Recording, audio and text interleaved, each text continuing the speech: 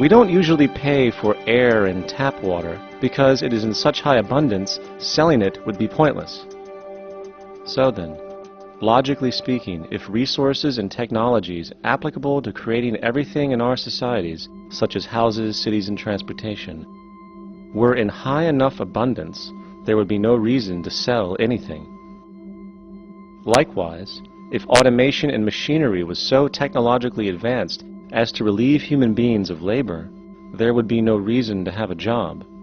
And with these social aspects taken care of, there would be no reason to have money at all. So the ultimate question remains: do we on Earth have enough resources and technological understanding to create a society of such abundance that everything we have now could be available without a price tag and without the need for submission through employment? Yes, we do. We have the resources and technology to enable this at a minimum, along with the ability to raise the standard of living so high that people in the future will look back at our civilization now and gawk at how primitive and immature our society was. What the Venus Project proposes is an entirely different system that's updated to present-day knowledge. We've never given scientists the problem of how do you design a society which would eliminate boring and monotonous jobs, that would eliminate accidents in transportation, that would enable people to have a high standard of living, that would eliminate poisons in our food, that would give us other sources of energy that are clean and efficient. We can do that out there.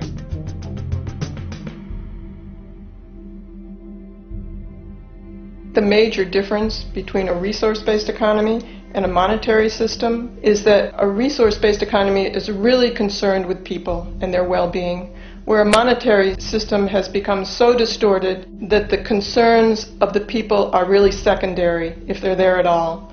The products that are turned out are for how much money you can get. If there is a problem in society and you can't earn money from solving that problem, then it won't be done.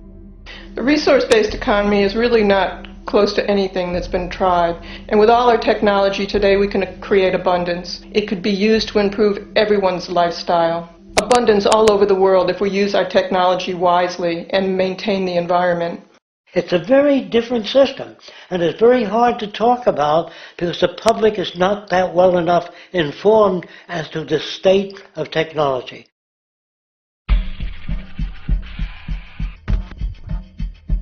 At present, we don't have to burn fossil fuels. We don't have to use anything that would contaminate the environment. There are many sources of energy available. Alternative energy solutions pushed by the establishment, such as hydrogen, biomass, and even nuclear, are highly insufficient, dangerous, and exist only to perpetuate the profit structure that industry has created. When we look beyond the propaganda and self-serving solutions put forth by the energy companies, we find a seemingly endless stream of clean, abundant, and renewable energy for generating power. Solar and wind energy are well known to the public, but the true potential of these mediums remains unexpressed. Solar energy, derived from the sun, has such abundance that 1 hour of light at high noon contains more energy than what the entire world consumes in a year. If we could capture 1/100% of this energy, the world would never have to use oil, gas, or anything else. The question then is not availability, but the technology to harness it. And there are many advanced mediums today which could accomplish just that, if they were not hindered by the need to compete for market share with the established energy power structures. Then there's wind energy. Wind energy has long been denounced as weak, and due to being location-driven, impractical. This is simply not true. The U.S. Department of Energy admitted in 2007 that if wind was fully harvested in just 3 of America's 50 states, it could power the entire nation. And then there are the rather unknown mediums of tidal and wave power. Tidal power is derived from tidal shifts in the ocean. Installing turbines which capture this movement generates energy. In the United Kingdom, 42 sites are currently noted as available. forecasting that 34% of all the UK's energy could come from tidal power alone.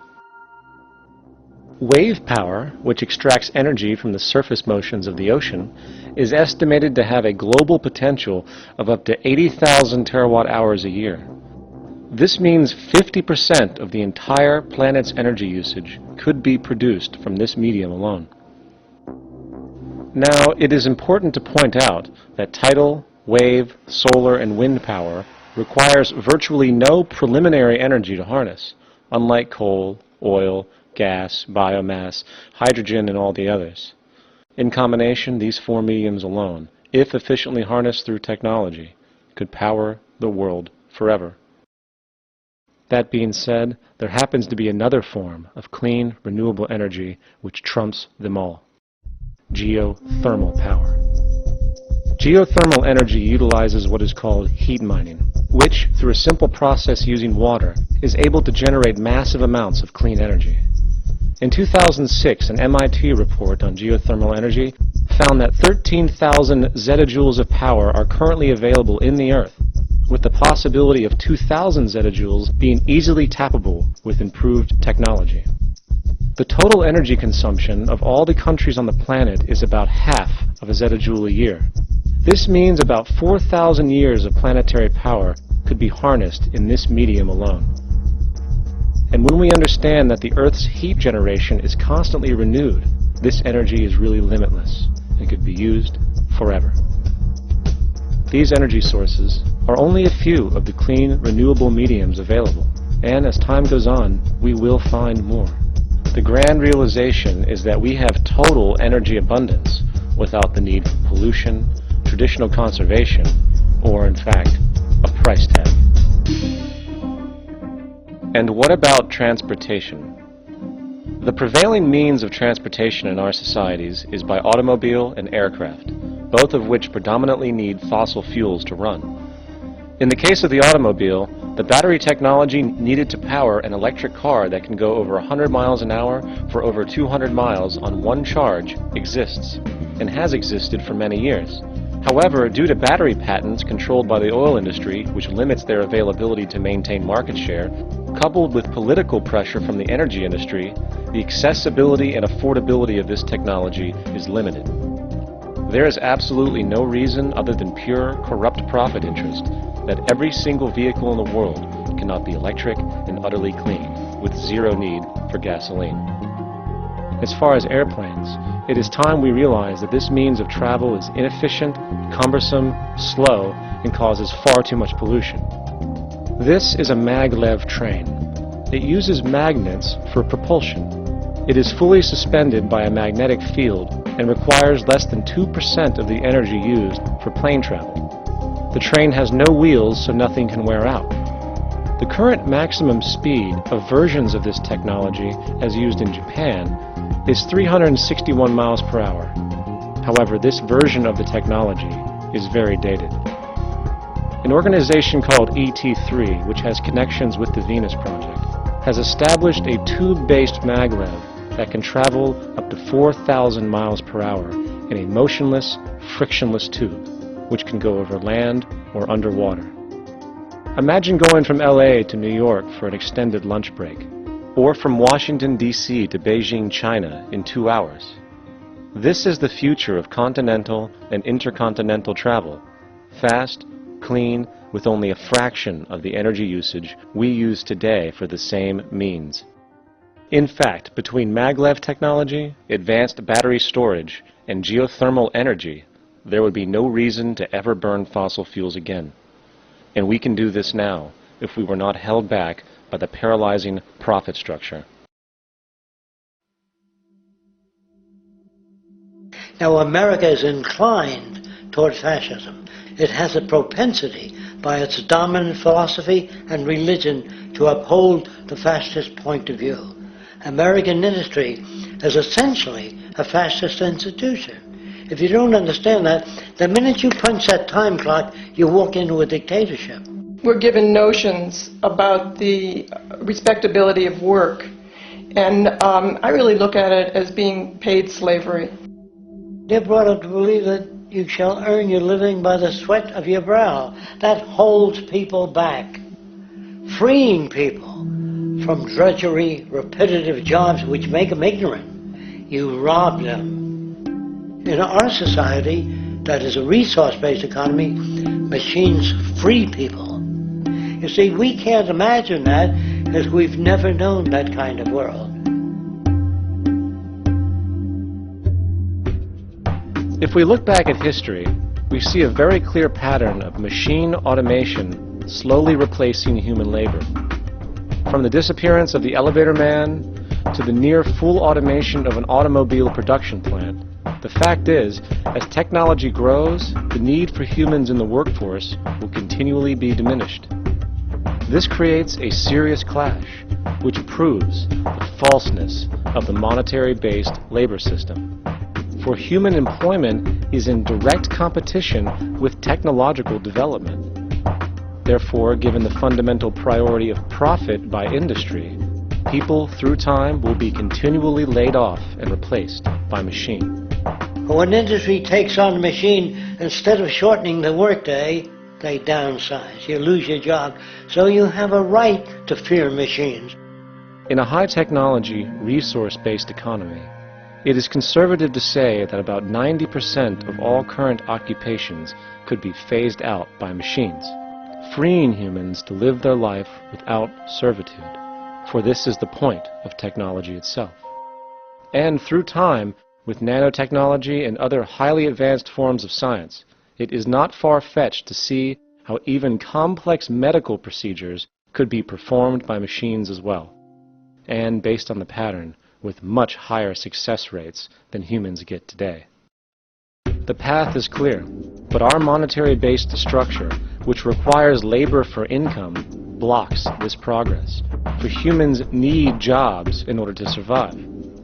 The bottom line is that this system must go, or we will never be free, and technology will be constantly paralyzed. When you have machines that clean out sewers, it frees a human being from doing that. So look at machines as extensions of human performance. Furthermore, many occupations today will have simply no basis to exist in a resource-based economy, such as anything associated with the management of money, advertising, along with the legal system itself. For without money, a great majority of the crimes that are committed today would never occur. Virtually all forms of crime are a consequence of the monetary system, either directly or by neuroses inflicted through financial deprivation. Therefore, laws themselves could eventually become extinct. Instead of putting up a sign, drive carefully, slippery when wet, put abrasive in the highway so it's not slippery when wet. And if a person gets in a car they're drunk and the car oscillates a great deal, there's a little pendulum that swings up and back and that'll pull the car over to the side. Not a law solution. Put sonar and radar in automobiles so they can't hit one another. Man-made laws are attempts to deal with occurring problems, and not knowing how to solve them, they make a law. In the United States, the most privatized, capitalist country on the planet, it should come as no surprise that it also has the largest prison population in the world, growing every year. Statistically, most of these people are uneducated and come from poor, deprived societies. And, contrary to propaganda, it is this environmental conditioning which lures them into criminal and violent behavior. However, society looks the other way in regard to this point. The legal and prison systems are just more examples of how our society avoids examining the root causes of behavior. Billions are spent each year on prisons and police, while only a fraction is spent on programs for poverty, which is one of the most fundamental variables responsible for crime to begin with. And as long as we have an economic system which prefers and in fact creates scarcity and deprivation, crime will never go away.